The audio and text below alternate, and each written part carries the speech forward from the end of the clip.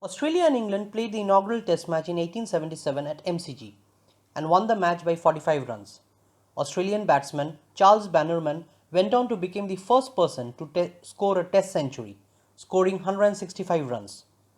Do you know the name of the Australian captain who guided that team to victory?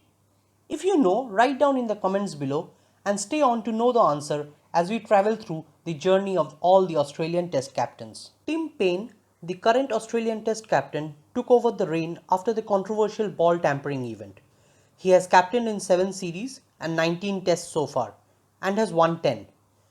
He is a wicketkeeper batsman who opens the innings in ODIs while is a lower order batsman in tests. Steve Smith is infamously known for the ball tampering event in 2018. Steve has captained the Australian side for 34 tests, winning 18. He is a prolific middle order batsman and has scored more than 11,000 runs in the international cricket. Michael Clarke. Right-handed middle order batsman and a left-arm orthodox bowler, Michael Clarke is one of the most successful captains of Australia. He has also led his team to World Cup victory in 2015. He has won 24 of the 47 tests he has captained. Shane Watson, prolific all-rounder with hard-hitting batting skills and uncanny knack of taking crucial wickets. He has captained only one test for Australia when the standing Aussie captain Michael Clarke was out of the team owing to the injury in the 4th test versus India in the 2012-2013 season. Ricky Ponting, by far the most successful captain of Australia after Steve Waugh. Ricky Ponting is the only Australian to have led his team to 2 World Cup victories. He has captained in 77 test matches spread across 27 series and has won 48 matches. He has also captained 229 ODIs, winning 164 matches. Gilchrist, flamboyant left-handed wicketkeeper batsman, is better known for his batting and wicket-keeping skills. He has played the vice-captain's role under Steve Waugh and Ricky Ponting. He has captained Australia in only one season as a regular captain against India in 2004 and 2005 season, where he won 2 out of the 3 matches. Steve Waugh, the most successful Test captain for Australia. Steve Waugh has a winning percentage of 72%. He has won 41 tests out of 57 he had captained. He holds the world record for 16 consecutive test victories in the 1999-2000 season and has also record for 14 consecutive ODI victories in the same season. Mark Taylor. Cheerful and positive are the words associated with Mark Taylor. He played as a left-handed opening batsman and a permanent fielder at first slip. He was instrumental in creating an unplayable team which held so many records during the reigns of Steve Waugh and Ricky Ponting. Alan Border, also known as AB, was a grumpy captain. Alan Border reluctantly took up the captaincy from Hughes, who resigned unceremoniously in the middle of the series against West Indies in 1984-85 season after losing the first 2 test matches. Border's first match as captain also ended as a defeat for the Aussies. However, he bounced back to draw the 4th test and winning the 5th test match. Alan Border has been the longest serving Aussie captain till date, captaining the side for more than 10 years. Hughes captained the Australian side during tough times. When he was made the captain, experienced players like Dennis Lillee, Rod Marsh and Greg Chappell had just retired, and Kerry Packer's World Series cricket had divided Australian cricket into 2 factions. This left an inexperienced cricket team for Kim to captain. Needless to say, international cricket was dominated by West Indies then. He captained 28 test matches for the Aussies with a very low winning record. Graham Yallop. In the start of the 1978-79 season, the then captain of Australia, Bob Simpson, was 43 years old. An Australian Cricket Board decided that Australia needed a new captain. Bob Simpson retired and the captaincy went to Graham Yallop, who was the front-runner at that time owing to the consistent batting form. However, he failed miserably as a captain, losing 6 out of the 7 matches he captained. Chappell. A test career marked by numerous controversies and absence from national duty owing to signing up of Kerry Packer's World Series cricket, Greg Chappell had captained the national side for 48 test matches where he won 21 matches and lost 13.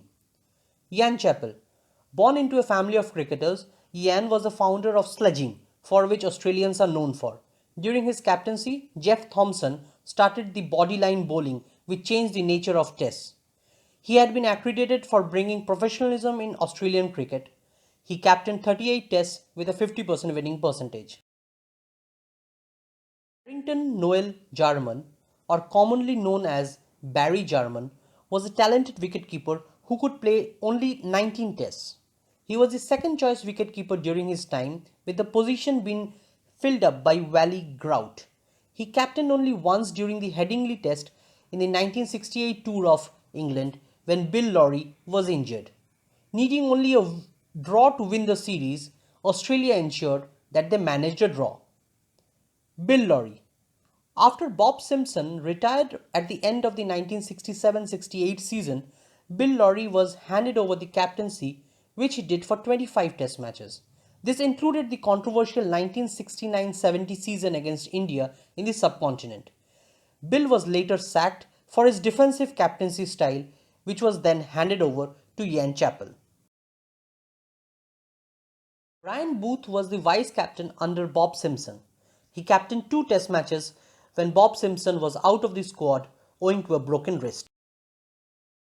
Bob Simpson took up the captaincy from Richie Benaud in 1963-64 season after Richie informed that he would retire at the end of the season. Bob led an inexperienced team with the then biggies Richie Benaud, Neil Harvey and Alan Davidson all retired. He continued leading the Aussie team till the 1966-67 season before he decided to hang up his boots at the international level. However, he came back to captaincy 10 years later when Australia was plagued by the sudden loss of players to Kerry Packer's World Series of Neil Harvey. Neil Harvey was the vice captain under Ian Craig and Richie Benaud. He led for only 1 test in the 1961 season against England when Richie Benaud was injured for the second test match at Lord's. It was a hard-fought one for the Aussies. Richie Benaud, all-rounder who was the first player in the history of the game to reach 200 wickets and 2,000 runs, helped Australia restore their place at the top of the cricketing world during his captaincy period after their debacles in the early 50s. He captained for 28 tests, winning 12 out of them. Ian Craig. He was called as the next Bradman. Ian Craig became the captain at a very early age, but owing to multiple injuries, he was unable to play for long and captained only 1 series at South Africa. Ray Lindwall. He was a fine all-rounder and the most feared paceman of his time. Ray Lindwall stood as the standby captain for only 1 test in the 1956-57 season versus India after injuries forced the regular captain Ian Johnson out of the squad. Ian Johnson is better known as the Aussie captain who lost 2 consecutive Ashes series against England. He was a part of the Invincibles team under Sir Don Bradman in 1948. A slow off-break bowler, captained 17 tests, winning 7, losing 5 and drawing another 5. Arthur Morris.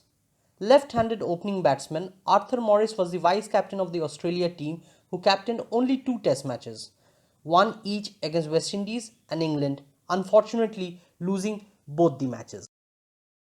Lindsay Hassett, an elegant middle-order batsman who captained after Sir Don Bradman. He led in 24 tests, winning 14 with his 4 series victories out of 5. Bill Brown. Bill Brown captained in the one-off test against New Zealand in 1945-46 season, winning the match.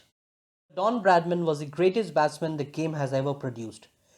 He finished with a career average of 99.94. As a captain also, he was very successful. He captained 24 tests and won 15 and lost only 3 test matches.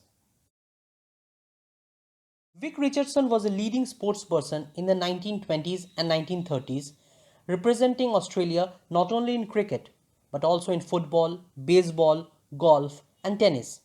He also played lacrosse, basketball and swimming. He captained for 1 season and won 4 out of the 5 matches against South Africa. Bill Woodfull was made the captain of the Australian squad after the previous captain, Jack Ryder, been dropped owing to his defeat of the previous Ashes. Bill led the youngest Australian squad with 11 out of the 15 members having never played on English soil. The team was popularly dubbed as Woodfull's Kindergarten. However, the team won the series. Jack Ryder. Jack Ryder captained the Australian squad for only one series after he was removed from captaincy owing to a heavy loss of 4-1 at the hands of the English team in the 1928-29 season. Warren Bardsley was a standby captain in the 1926 season which toured England. He captained 2 tests, both tests ended in draws. Herbie Collins, a slow left-arm off-spin bowler and a not-so-stylish batsman who relied on nudges and deflections for his runs, Herbie Collins played 19 tests for Australia and became the skipper when the previous captain Warwick Armstrong fell sick just before the tour of South Africa. He captained for 11 tests in which he won 5. Warwick Armstrong, or popularly called the Big Ship because of his gigantic figure. He was 6 foot 3 inches tall and weighed 134 kgs. He played 50 test matches, out of which he captained the squad for 10 tests. He never lost any test as a captain, and he is one of the 3 Australian captains to whitewash the English side in an Ashes. This happened in 1920-21 England's tour of Australia. Syd Gregory played 58 tests in between 1890 and 1912, a record at that point of time. He was an exceptional fielder at cover point. He also captained the Aussie squad for 6 test matches. Clem Hill played as a specialist batsman who became the first in 1902 to register more than 1,000 runs in a calendar year, a record which stood for another 45 years.